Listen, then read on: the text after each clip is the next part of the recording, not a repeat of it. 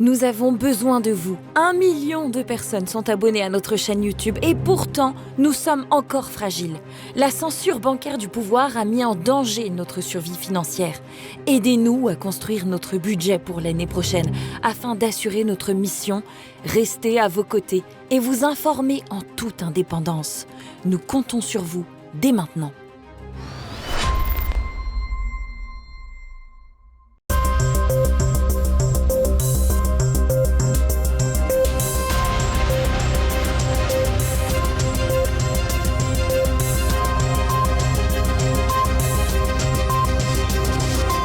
Madame, Monsieur, bonsoir. Je suis très heureuse de vous retrouver ce soir. Au programme de cette édition, Emmanuel Macron veut imposer un label pour les médias. Après sa bataille pour la censure des réseaux sociaux, le président entend désormais serrer la vis des médias pour accroître le contrôle de l'information. L'actualité, c'est aussi la rencontre de l'émissaire américain Steve Witkoff avec Vladimir Poutine pour discuter du plan de paix en Ukraine. De leur côté, les dirigeants européens maintiennent un discours anxiogène sur la menace russe. Nous verrons ce qu'en pensent les Français. Et puis, nous partirons enfin en Asie centrale où l'Union européenne tente, sans grand succès, de se faire une place dans les grandes routes commerciales vers l'Asie. Des médias à la botte du pouvoir, enfin encore plus que maintenant. En effet, Emmanuel Macron suscite un véritable tollé avec sa volonté de labelliser les médias qu'il juge fiables. Explication d'Olivier Frère-Jacques. Emmanuel Macron envisage un label pour les médias. Il y aurait les bons médias et les moins bons. Jamais la menace totalitaire n'a été aussi présente. C'est pas l'État qui doit vérifier. Si c'est l'État qui doit vérifier, là ça devient une dictature. Mais il faut que les journalistes garantissent à leurs lecteurs que eux ont vérifié avec une déontologie, donc ils sont les garants entre eux. Je pense que c'est important qu'il y ait une labellisation faite par des professionnels qui puissent dire ça c'est des gens qui sont sérieux, ça c'est pas des gens qui informent. Un clip de propagande contre la propagande. Sur ses réseaux sociaux, l'Élysée a diffusé une vidéo en forme de contre-feu contre des médias défendant l'idée du président de la République de mettre en place un label pour définir quels médias sont censés être fiables ou non. Après la suspension de C8 par l'Arcom et les multiples vexations contre les médias libres, ou encore les offensives de France Télévisions et Radio France contre des médias privés, c'est au tour de l'Élysée, donc, de rentrer frontalement dans l'arène en mettant directement en cause des médias et des journalistes. L'idée est déjà connue, créer un label sur les médias. La pirouette présidentielle consiste, elle, à dire que la labellisation ne sera pas le fait du prince ou de l'État, mais de journalistes. Mais qui choisira ces journalistes ? Évidemment, c'est l'exécutif qui sera aux manettes, ou une autorité administrative indépendante qui elle-même est nommée par le pouvoir politique. L'indépendance des médias vis-à-vis du monde politique est déjà mal en point, alors que Mediapart a révélé que l'Arcom avait estimé n'avoir rien à reprocher à l'émission Complément d'enquête sur son émission consacrée au Sénat, mais que face aux pressions du Palais du Luxembourg et de Gérard Larcher, l'autorité, en principe indépendante, avait changé d'avis. L'idée de label a été présentée une première fois à Arras, dans le Nord, le 19 novembre, en pleine tournée des popotes de la presse quotidienne régionale par le président.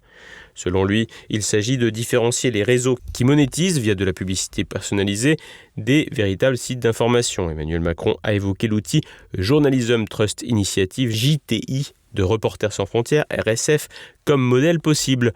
Problème, RSF, association revendiquée de gauche, a été désavouée par l'Arcom il y a quelques jours seulement pour avoir mis en cause le pluralisme sur CNews. Qui sera donc jugé fiable et aura une bonne note dans le label Macron ? On peut avoir une petite idée avec la presse qui faisait ses unes pour pousser le candidat Macron, notamment en 2017, dans un unanimisme déroutant. L'idée, comme souvent avec Emmanuel Macron, n'a rien de nouveau. Avant l'ascension du Mozart de la finance sur le trône élyséen, le journal Le Monde avait tenté d'imposer sa morale en matière d'information avec le Décodex, un outil permettant de vérifier la fiabilité des sites d'information, érigeant le quotidien du soir en juge et partie du journalisme. Sous le flot de critiques, le journal avait finalement renoncé à l'initiative. Dans un contexte de crise économique et de confiance pour la presse traditionnelle, alors que les audiences migrent vers les plateformes numériques et des médias comme TV Liberté, qui a dépassé le 1 million d'abonnés en novembre, ce label pourrait inciter les annonceurs et les algorithmes à privilégier des médias certifiés. Combat primordial pour le président qui craint les médias hors des sentiers battus. La bataille contre la désinformation semble même devenir un combat personnel pour le président, piqué au vif par les moqueries sur son épouse sur les réseaux sociaux. Côté politique, LR comme le RN ont dénoncé la démarche. Le maire de Cannes et président de l'Association des maires de France, David Linard, dénonçant même une dérive liberticide et un risque de ministère de la vérité. Bruno Retailleau, président de LR, a même partagé une pétition contre la mise en place d'un tel label. Jordan Bardella a de son côté dénoncé la dérive de la présidence macroniste et le détournement des institutions. Côté médiatique, même les habituels soutiens du président s'étonnent d'une telle campagne de communication à l'image de Jean-Dominique Merchet de LCI qui affirme même que l'Élysée a perdu tout sens commun.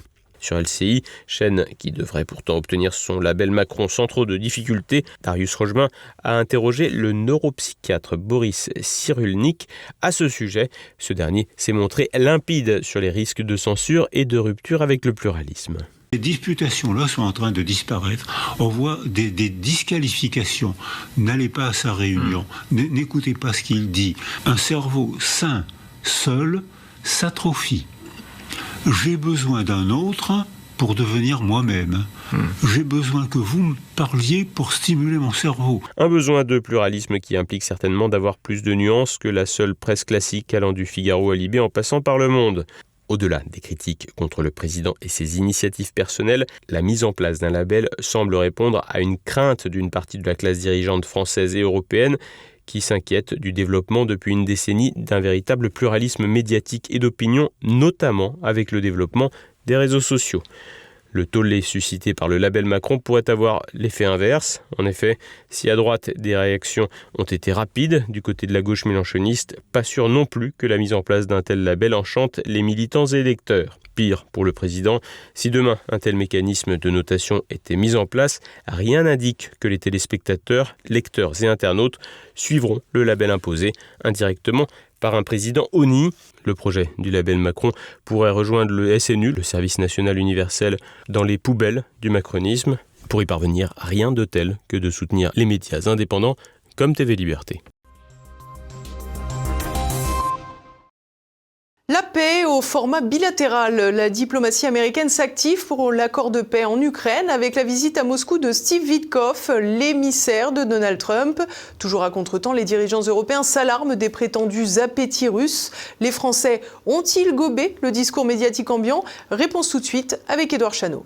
Une journée cruciale pour l'Ukraine. L'émissaire de Donald Trump, Steve Witkoff, rencontrait Vladimir Poutine ce mardi au Kremlin après de longues tractations avec Kiev.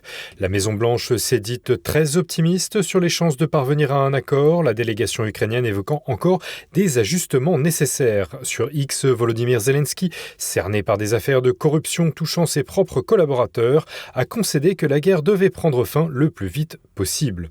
Comme pour dramatiser davantage encore cette journée et rappeler que le terrain joue en sa faveur, l'armée russe a annoncé ce matin la prise complète de la ville de Pokrovsk dans le Donbass. De son côté, Emmanuel Macron, tentant d'exister, a annoncé lundi aux côtés de Volodymyr Zelensky un énième paquet de sanctions sur le pétrole et la flotte pétrolière russe. Des navires qui sont d'ailleurs déjà ciblés par la marine ukrainienne.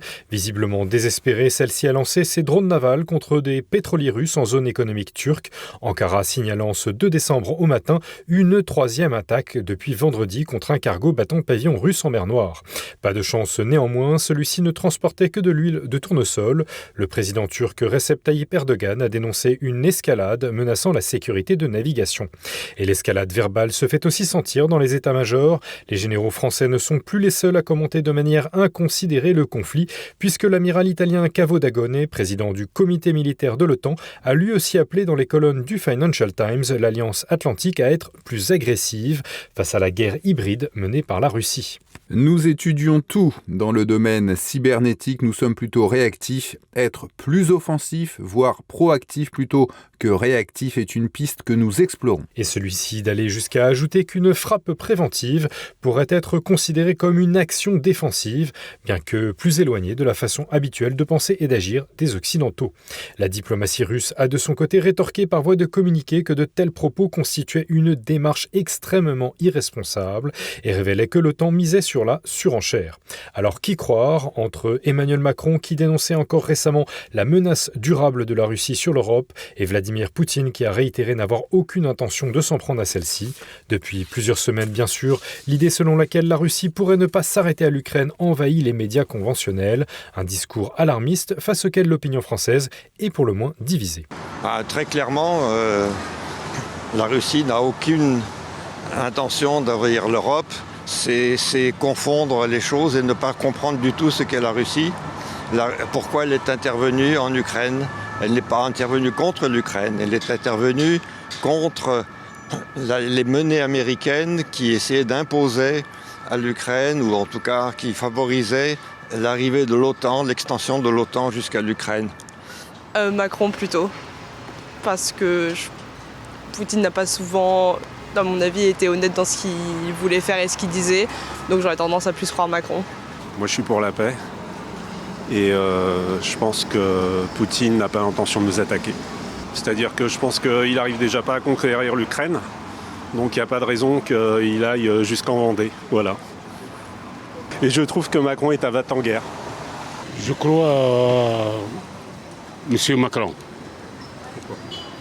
Pourquoi ? Parce que la vérité, Poutine, il veut la guerre avec tout le monde.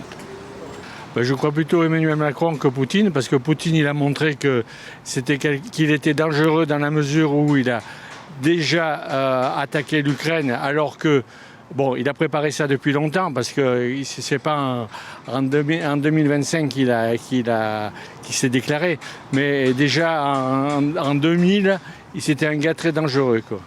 En réalité, qui croire, c'est compliqué parce qu'on a le jeu des discours. Donc d'une part, Emmanuel Macron qui est assez faible en France et qui cherche à distraire l'attention vers ce qui se passe à l'extérieur, donc il y a ça. Mais de l'autre côté, il ne faut pas être non plus dans l'illusion du fait que Poutine, c'est quelqu'un, on ne sait pas forcément ce qu'il y a derrière la tête et on ne sait pas ce qui se passera quand il ne sera plus là aussi. Il y a cette menace potentiellement et il faut rester aux aguets, je pense que c'est le mot que je retiendrai moi personnellement. Et je crois plutôt Macron parce que Poutine n'est pas fiable. Du tout. Poutine. Voilà. Moi j'ai des amis russes, donc après je les vois pas, je peux pas y aller, j'ai pas d'argent. Mais pour moi Macron c'est un, comment on pourrait dire, manipulateur, un provocateur, voilà, tous les mots possibles pour lui. Voilà. Il veut simplement nous faire peur. Et pas question que, en tout cas, j'envoie mon fils faire la guerre. Non, mais j'attends qu'il y ait une guerre qui se déclenche. Voilà, je peux pas vous dire mieux, puisque c'est tout ce qu'on doit attendre, voilà, de nos hommes politiques. Et voilà, que vous laissez pitoyable. Notre pays est devenu, l'Europe est devenue vraiment pitoyable. Donc, la Russie, comme je le disais, s'étend sur 11 fuseaux horaires, et je pense pas qu'elle ait besoin de s'étendre encore davantage. Si les femmes étaient au pouvoir, il y aurait moins de guerre. Bonne journée. Rappelons que la Russie, depuis le début du conflit en Ukraine, a dénoncé l'extension incessante de l'Alliance militaire atlantique vers ses frontières, en dépit de l'engagement oral pris par la diplomatie américaine en 1990 auprès du président soviétique Mikhaïl Gorbatchev. Il y a quelques semaines encore, Volodymyr Zelensky espérait obtenir une garantie de sécurité identique à l'article 5 de l'OTAN, qui institue le principe d'une défense collective en cas d'agression, ce qui serait une intégration déguisée à l'organisation occidentale. Son ancien chef d'état-major, Valéry Zaloujny, aujourd'hui ambassadeur en Grande-Bretagne et candidat potentiel à ses successions, est allé plus loin encore, exigeant le 29 novembre dans The Telegraph le déploiement d'un contingent allié sur le sol ukrainien, mais aussi celui d'armes nucléaires. Alors sur les réseaux sociaux, plusieurs comptes influents s'inquiètent de voir les gouvernements britanniques et français jouer la montre et retarder la paix en Ukraine pour fournir un savoir-faire ou des informations nucléaires avec Kiev, un jeu dangereux auquel un accord de paix entre Moscou et Washington pourrait couper court. L'Union européenne échoue en Asie centrale. À l'occasion d'un forum d'investissement, Bruxelles poursuit sa tentative de développer le corridor central et des routes commerciales contournant la Russie. Mais sa faiblesse la place bien en dessous de la Chine et même des États-Unis. Nicolas de Lamberterie. L'Union européenne idéologique jusqu'au fond du trou, essaye désespérément de poursuivre son obsession de se passer de la Russie sous toutes ses formes, que ce soit pour les transactions commerciales, énergétiques, mais aussi sur les grandes routes commerciales. Depuis le début de l'invasion russe en Ukraine en février 2022, Bruxelles a développé le projet Global Gateway, passerelle globale en français, qui a pour but de développer le corridor central des nouvelles routes de la soie chinoise. Depuis une quinzaine d'années, la Chine travaille en effet à développer ses routes commerciales qui la relient avec l'Asie et l'Europe sous 3 axes principaux. Le corridor du Nord, qui passe par la Russie, qui est l'axe le plus important et le plus développé. Le corridor central, qui se développe progressivement mais est confronté à des goulets d'étranglement, notamment avec la mer Caspienne et la mer Noire. Et l'axe océanique, le plus long. L'Europe espère donc développer le corridor central avec les pays d'Asie centrale, dans le but d'isoler la Russie. Mais même la presse pro-Bruxelles semble sceptique quant aux potentialités réelles de cet axe, en raison de sa dimension politique et peu pragmatique, et en raison du fait que les financements européens sont limités par rapport à ceux de la Chine. L'Union européenne commet essentiellement 3 erreurs dans cette affaire. La première, c'est de considérer que ce corridor serait une espèce de game changer, que ça viendrait renverser la table et sortir complètement la Russie du jeu. En l'occurrence, on est dans une logique de complémentarité, d'alternative, de diversification, autant de termes que les dirigeants de l'Union européenne n'ont pas pour habitude d'utiliser. Donc ça, c'est le premier point. C'est-à-dire que cet itinéraire commercial, ces voies de transport, ces routes logistiques et commerciales ont un intérêt en ce qu'ils sont une alternative et qui viennent compléter les routes existantes déjà plus au nord et plus au sud. Deuxième erreur que commet l'Union européenne, c'est ce que j'appellerais le syndrome de la lettre d'intention. C'est-à-dire qu'on évoque des milliards lors de sommets très bien organisés avec les pays en question. On leur promet des investissements de 10, 12 milliards, etc. Et ensuite, on n'en voit pas la couleur. Bien évidemment, la Chine, elle, va bien plus vite. C'est vrai qu'elle dispose de plus de moyens, mais la Chine va bien plus vite sur ces dossiers. Elle est capable d'allonger des sommes bien plus importantes. Et surtout, autre point, c'est que ces lettres d'intention formulées par l'Union européenne, où on évoque des milliards, s'accompagnent souvent, alors peut-être pas de conditions au sens strict, mais de tout un discours idéologique qui concerne l'état de droit, voire encore pire, les questions LGBT, où des dizaines de millions d'euros sont dépensés sur ces questions dans le cadre de la politique étrangère de l'Union européenne. Alors, il faut savoir que ces pays, donc on parle des pays d'Asie centrale, mais aussi de l'Azerbaïdjan, dans le sud du Caucase, sont des pays qui ne veulent absolument pas de ce modèle de société, qui respectent la façon dont les Européens ont de vivre chez eux, mais qui ne veulent pas de toutes ces questions. Toujours enfermé dans ses visions politiques, Bruxelles, outre sa promotion de modèles de société dont le reste du monde ne semble pas demandeur, se passe également, selon Jan Kaspar, d'un de ses atouts majeurs en son sein, la Hongrie de Viktor Orban, qui a pourtant développé des relations très approfondies et fructueuses avec les pays du Caucase et d'Asie centrale. La troisième erreur que commet l'Union européenne, c'est de se priver du soutien d'un pays État membre de l'Union européenne absolument clé dans le développement de ces relations. C'est bien évidemment la Hongrie, qui, elle, effectue tout un travail de relations, et un travail diplomatique depuis plus de 10 ans dans cette région. La Hongrie, pour des raisons historiques et culturelles, est proche de ces pays du Conseil turcique. Elle a d'excellentes relations avec ces pays.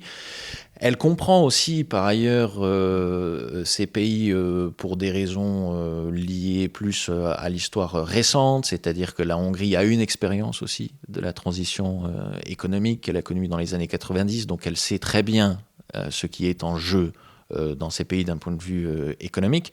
Et une fois de plus, la Hongrie est vraiment vue comme un pays très particulier dans cette région d'Asie et du Caucase. C'est-à-dire que être hongrois lorsqu'on se rend dans ces pays est quelque chose qui suscite tout de suite l'admiration, le respect et l'amitié. C'est-à-dire ça évoque plus quelque chose que lorsqu'un Hollandais ou un Allemand se présente dans ces pays. Et désormais, l'Europe va même se faire doubler par les États-Unis sur cet axe commercial. L'initiative de Donald Trump de réunir à Washington les dirigeants azerbaïdjanais et arméniens, qui étaient en conflit depuis plusieurs décennies, s'est accompagnée d'un accord qui va permettre de construire le corridor de Zengezur, désormais rebaptisé route Trump, sous l'égide des Américains. Cet axe d'environ 40 km, qui traversera l'Arménie et reliera ainsi directement par voie terrestre l'Azerbaïdjan à son exclave du Nakhitchevan et donc à la Turquie, va renforcer le corridor central, mais au profit des États-Unis et de la Turquie, et certainement pas des Européens, de nouveau laissés de côté dans cette initiative. Par ailleurs, Trump a également reçu les dirigeants d'Asie centrale à Washington pour évoquer les questions de transport et d'exploitation des terres rares. En clair, un peu comme les États-Unis et la Russie pourraient finir par s'entendre sur le dossier ukrainien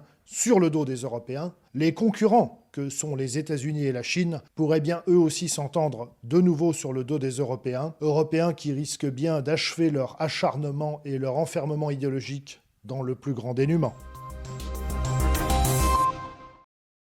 Et nous poursuivons à présent avec une page d'actualité en bref en France.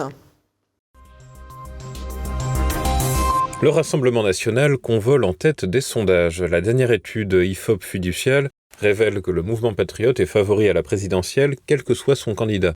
Selon les chiffres, toutefois, comme l'enquête précédente, Jordan Bardella est présenté comme davantage plébiscité que Marine Le Pen, avec 44% des sondés qui veulent le voir candidat contre 40% pour la présidente du groupe RN de l'Assemblée. Au-delà de démontrer le rejet de la population pour les partis qui ont déjà gouverné avec le fiasco que l'on connaît, ce nouveau sondage fait avancer l'évincement de Marine Le Pen dans les esprits. En effet, l'ancienne candidate à la présidentielle est frappée par une inéligibilité prononcée par la justice qui pourrait bientôt être confirmée en appel. Certains commentateurs estiment dans le même temps que Jordan Bardella est un meilleur candidat car il est davantage compatible avec le système en place. Reste à savoir si c'est un bon argument. Revoilà le 49.3. Le recours à cet article pour adopter le budget 2026 refait surface, malgré le renoncement initial de Sébastien Lecornu pour apaiser les socialistes. Face à un Parlement divisé, des voix comme celle d'Elisabeth Borne, Philippe Juvin et François Hollande estiment que la méthode importe peu si elle permet d'éviter l'impasse. Mais ces déclarations visent peut-être plus à déstabiliser Olivier Faure, actuel premier secrétaire du PS, qu'à vraiment se positionner contre ce mécanisme constitutionnel. Le gouvernement pourrait intégrer des concessions à son budget tout en ayant recours au 49.3, s'évitant une censure des socialistes ainsi qu'un vote direct sur les textes. Les alternatives comme les ordonnances sont jugées plus antiparlementaires, un jeu de dupes, dont l'issue s'approche inexorablement en cette fin d'année.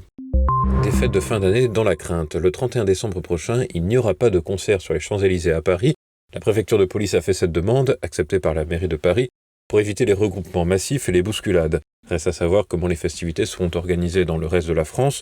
Pour l'édition précédente, le 31 décembre avait été une occasion d'agressions et de voitures brûlées, 904 incendies de véhicules, 420 interpellations recensées, pour un total de 310 gardes à vue. 100 000 policiers et gendarmes avaient été mobilisés sur l'ensemble du territoire national. La France a décidément la meilleure cuisine du monde. Lundi, à Lyon, c'est un Français, Thibaut Gonzalez, qui a été nommé champion du monde de pâté en croûte. Ce gérant de la boucherie-charcuterie L'Espace Gourmand à Thuir, près de Perpignan, a remporté le prix avec son pâté croûte façon Vanier, porc quintoa, canard fermier. Avec ce plat fait à base de poitrine de porc basque, de magret de foie gras de canard des Landes et de riz de veau, il a gagné à l'unanimité, ce qui est rare pour ce concours. Et à présent, l'actualité internationale. Un projet euro-américain d'armement. L'Union européenne et le Canada ont scellé un accord permettant à Ottawa de participer au programme SAFE, un nouvel instrument européen doté de 150 milliards d'euros. Annoncé par Ursula von der Leyen et Mark Carney, ce mécanisme offre des prêts à conditions favorables pour des achats conjoints d'armement. L'objectif est de renforcer l'industrie de défense européenne face à ladite menace russe et à un possible désengagement américain. Les projets doivent inclure au moins 65% de composants composants européens, avec des exceptions pour les partenaires comme le Canada. Cet accord contraste avec l'échec des négociations avec le Royaume-Uni, bloqué sur les contributions financières britanniques. Le programme SAFE est censé favoriser des collaborations internationales tout en favorisant la souveraineté européenne en matière de défense, le fameux « en même temps ».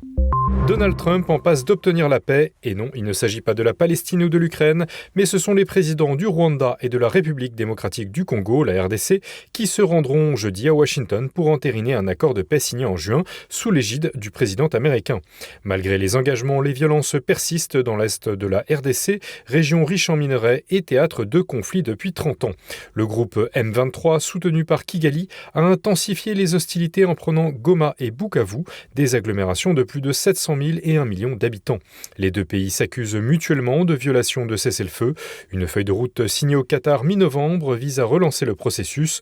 Kinshasa et Kigali reconnaissent le manque de progrès et s'engagent à redoubler d'efforts, mais les divergences subsistent, rendant l'issue incertaine. Un commissaire aux méthodes expéditives dans un territoire gangréné par la criminalité. À Haïti, depuis le 11 novembre, le commissaire Jean-Ernest Muscadin est accablé par un rapport du Bureau intégré des Nations Unies en Haïti. Il aurait procédé à 28 exécutions sommaires de chefs de gang de façon officieuse dans un pays ayant aboli la peine de mort en 1987. Mais pour la population locale, il apparaît comme un protecteur dans une région désormais moins affectée par les gangs. Après la publication du rapport, des milliers de personnes ont manifesté dans les rues pour soutenir le commissaire Jean-Ernest Muscadin. Criminel pour les uns, Robin des Bois pour les autres. Lundi, aux États-Unis, Luigi Mangione a comparu devant la Cour de justice de New York. Il est accusé d'avoir assassiné en pleine rue Brian Thompson, PDG de l'assureur United Healthcare. Sur les cartouches retrouvées à terre étaient inscrits les mots « deny, delay, depose », signifiant refuser, retarder et déposer. Une inscription faisant référence aux techniques des assureurs pour éviter au maximum de rembourser les patients.